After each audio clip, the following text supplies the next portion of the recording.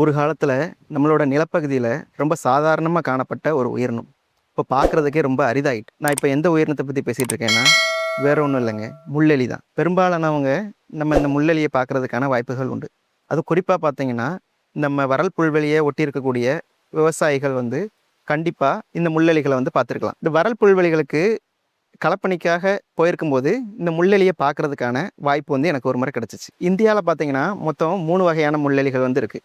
அதாவது Indian hedgehog, collared hedgehog, அதுக்கடுத்து பேர் பெல்லிடு ஹெட்ஜாக் அப்படிங்கிற நம்மளோட இந்த மெட்ராஸ் ஹெட்ஜாக். இந்த முள்ளெலிகளில் குறிப்பாக சொல்ல போனோம்னா இந்த மெட்ராஸ் ஹெட்ஜாக் அப்படிங்கிற இந்த முள்ளெலி நம்ம தென்னிந்திய பகுதிகளில் மட்டும்தான் காணப்படுது. அதாவது நம்மளோட தமிழ்நாடு, ஆந்திரா, கர்நாடகா மற்றும் கேரளாவோட சில பகுதிகளில் இது காணப்படுறதால இதை சவுத் இண்டியன் ஹெட்ஜாக் அப்படின்னு சொல்லுவாங்க. இந்த முள்ளெலிகள் நம்மளோட வரல் புல்வெளிகளை சமநிலையில் வைக்கிறதுக்கு ரொம்ப உதவிகரமாக இருக்குது. ஏன்னா இந்த முள்ளெலிகள் இந்த வரல் புல்வெளிகளில் இருக்கக்கூடிய பூச்சிகள், வண்டுகள், ஏன் சின்ன சின்ன பூரான்கள், தேள்கள் அந்த மாதிரியான உயிரினங்களை கூட பிடிச்சு சாப்பிட்டு நம்ம வரல் புல்வெளியை சமநிலையில் வைக்கிறதுக்கு ரொம்ப உதவிகரமாக இருக்குது. இந்த முள்ளெலிகள் ரொம்ப சென்சிட்டிவான உயிரினம். ஏன்னா இப்போ இந்த முள்ளெலி ஒரு இடத்துலேருந்து இன்னொரு இடத்துக்கு போகும்போது ஒரு சின்ன சத்தம் கேட்டால் கூட அது பால் மாதிரி உருண்டுக்கிடும்.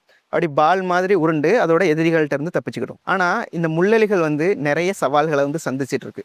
குறிப்பாக சொல்ல போனோம்னா நம்மளோட நெடுஞ்சாலைகள், நம்ம வரல் புல்வெளிகளுக்கு ஒட்டி இருக்கக்கூடிய நெடுஞ்சாலைகளில் இந்த முள்ளெலிகள் பெருமளவு சாலை விபத்துகளால் இறக்க நேருது. ஏன்னா இந்த முள்ளெலிகள் ஒரு பக்கத்துலேருந்து இன்னொரு இடத்துக்கு போகும்போது என்ன ஆகுதுன்னா அந்த சாலை விபத்துக்கு உள்ளாகுது.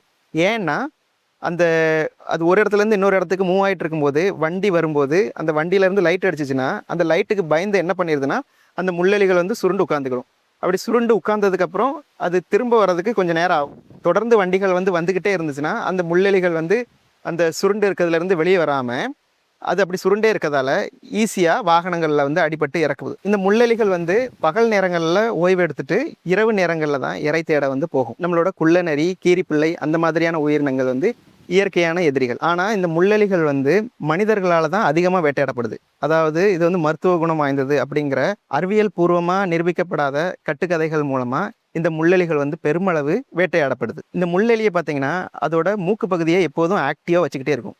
ஏன்னா இந்த முள்ளெலிகளுக்கு கண்கள் அவ்வளோ அளவு பவர்ஃபுல் கிடையாது. அப்படிங்கிறதால அதோட காதுகளையும் அதோட நுகர் சக்தியையும் பயன்படுத்தி அதோட எதிரிகள்கிட்ட இருந்து அதை தப்பிக்கிறதுக்காண்டியும் அதோட இணையை கண்டுபிடிக்கிறதுக்காண்டியும் அதோட உணவுப் பொருட்களை கண்டுபிடிக்கிறதுக்காண்டியும் அதோட நுகர் சக்தியை அதிக அளவு பயன்படுத்துது. இந்த முள்ளெலியோட மேல்புற பகுதியில் இருக்கக்கூடிய அந்த முள் மாதிரியான அமைப்புகள் கெராட்டின் அப்படிங்கிற ஒரு புரதத்தால் ஆனது.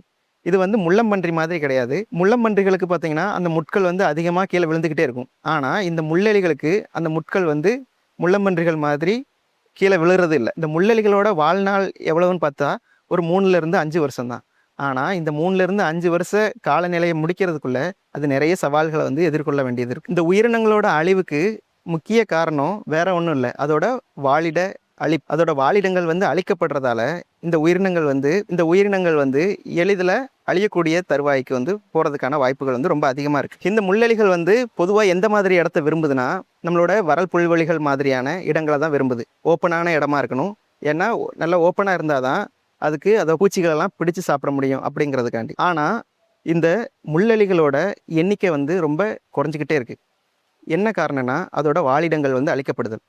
அதாவது ஓப்பனாக இருக்கக்கூடிய வரல் புல்வெளிகளில் மரங்கள் நிறைய வைக்கிறதாலையும் அது மட்டும் இல்லாமல் அரசோட பெரும்பாலான திட்டங்கள் இந்த வரல் புல்வெளிகளில் வர்றதாலையும் நிறைய கட்டிடங்கள் மாதிரியான இடங்கள் இந்த வரல் புல்வெளிகளை ஆக்கிரமிக்கிறதாலையும் இதோட வாழிடங்கள் அழிக்கப்படுது.